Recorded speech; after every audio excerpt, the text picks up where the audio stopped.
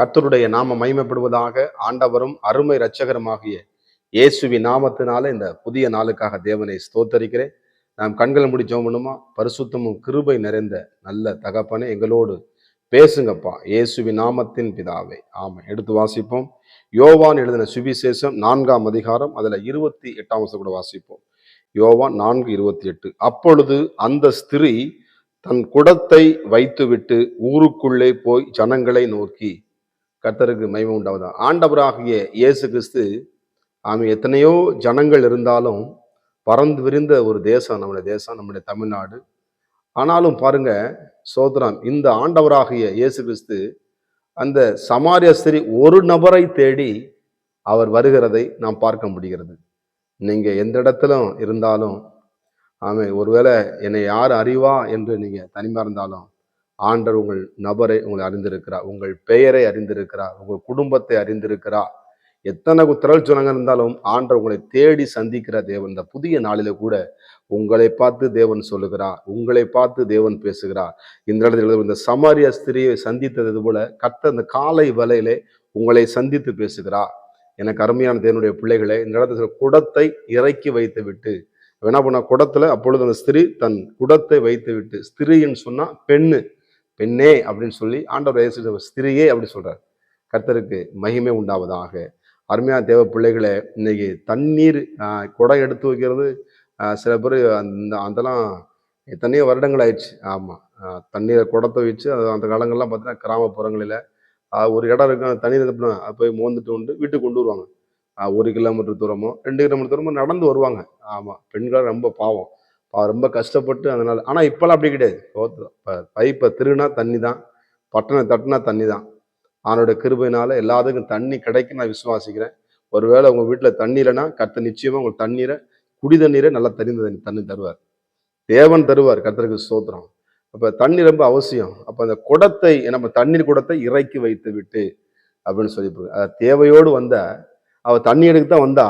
ஆனால் ஆண்டவர் அந்த தேவையில சந்தித்து அவ குடத்தை இறக்கி வைக்கிறான். அதுக்கு முன்னாடி குடம் என்ன பண்ணுச்சுங்க? காலியா இருந்தது. உங்க வாழ்க்கை இருக்கிற காலியான பாத்திரத்தை நிரப்ப ஆண்டவராக இயேசுவால முடியும் என்பதை மறந்துடாதீங்க. அப்ப இந்த இடத்துல எப்பொழுது வைத்து விட்டு அப்படின்னு சொல்லுது. அப்ப நம்முடைய வாழ்க்கையில் இருக்கிற பாரங்களை, கவலைகளை யார் இடத்துல இறக்கி வைக்கணுங்க? அந்த சமாரிய ஸ்திரீ இயேசுனிடத்துல இறக்கி வைத்தா.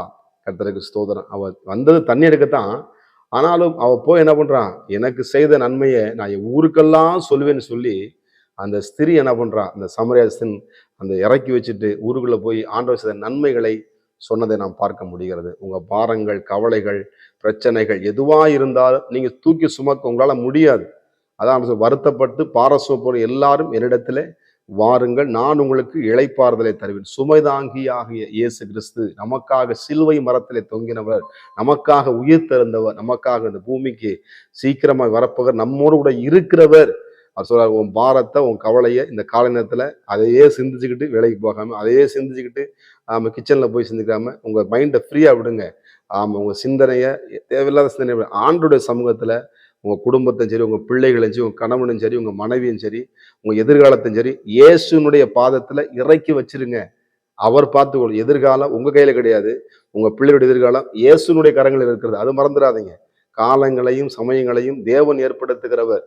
கர்த்தருக்கு மகிமை உண்டாவதா. இந்த சமரச குடத்தை இறக்கி வைத்து விட்டு ஊருக்குள்ளே போய், சோதரம், போக வேண்டிய இடத்துக்கு நம்ம போகணும். போகாம என்ன பண்ணுவேன்? இருக்க முடியாது. ஆனா அவ என்ன ஆண்டவருடைய இடத்துக்கு போகணும்னு சொல்ல, அவளே என்ன பண்றான்? வாண்டனா அந்த தேவனுடைய செய்தி எடுத்து சொல்றப்ப நான் பார்க்க முடியுது. அருமையான தேவனுடைய பிள்ளைகளே, நாம் போக வேண்டிய காரியங்கள், எலியா எத்தனையோ பிரயாணம் பண்ண தூண்டிய வெகு தூரமா இருந்தது. ஆனால் பிரயாணப்பட்டு போனான். கர்த்தருக்கு ஸ்தோத்திரம். உங்களை கொண்டு சில பேரை அபிஷேகம் இருப்பார். அந்த சமாரிய சிறுத்தை கொண்டு, அந்த சிறியை கொண்டு அந்த ஊருக்கெல்லாம் ஒரு நன்மை உண்டா. உங்களை கொண்டு, ஒருவேளை உங்களை பார்த்து சொல்லிக்குவேன், இந்த அம்மா எனக்கு நன்மை என்ன? இல்லை, உங்களை கொண்டு தான் அநேகருக்கு ஆசீர்வாதமான பாத்திரமா மாற்றுவார். நீங்க தான் அந்த ஆசீர்வதிக்கப்பட்ட பாத்திரமா இருக்கிறீங்க. அருமையான தேவ பிள்ளைகளே, உங்களை சந்திக்க இந்த கால நேரத்தில் ஆண்டவராக இயேசு இருக்கிறார். உங்க பாரங்களை, கவலை எதுவாக இருந்தாலும் தேவ சமூகத்தில் இறக்கி வச்சு தேவனுடைய நன்மைகளை மற்றவர்கள் எடுத்து சொல்லுங்க. செய்ய வேண்டிய காரியங்களை ஆண்டவர் சமூகத்தில் ஸ்தோத்திரத்தோடு செய்யுங்க. கர்த்தர் வாழ்க்கையில உங்க குடத்தை நிரப்புவார். பாரத்தை எடுத்து போடுங்க. தேவனை நோக்கி பாருங்க. அந்த சமாரியா ஸ்திரீக்கு செய்த தேவன் உங்களுக்கு நிச்சயம் செய்வார் என்பதில் எந்த விதமான சந்தேகம் இல்லை. நம்ம கண்களை மூடி ஜெபம் பண்ணுவோமா? பரிசுத்தம் கிருபை நிறைந்த நல்ல தகப்பனே, இந்த கால நேரத்தை எங்களை சந்தித்து ஆண்டவரே பாரத்தை எல்லாவற்றையும் நீ எடுத்துக்கொண்டதற்காய் ஸ்தோத்திரம். ஆண்டவரே எங்க வாழ்க்கையில நீ ஆஸ்வதிக்கிறதுக்காக நன்றி. உடைய பிள்ளைகளை வழிநடத்துவீராக. நன்மையை கிருபையை தொடரச்சு இயேசுவின் நாமத்தின் பிதாவே. ஆமென். God bless you. கர்த்தர் உங்களை ஆசீர்வதிப்பாராக.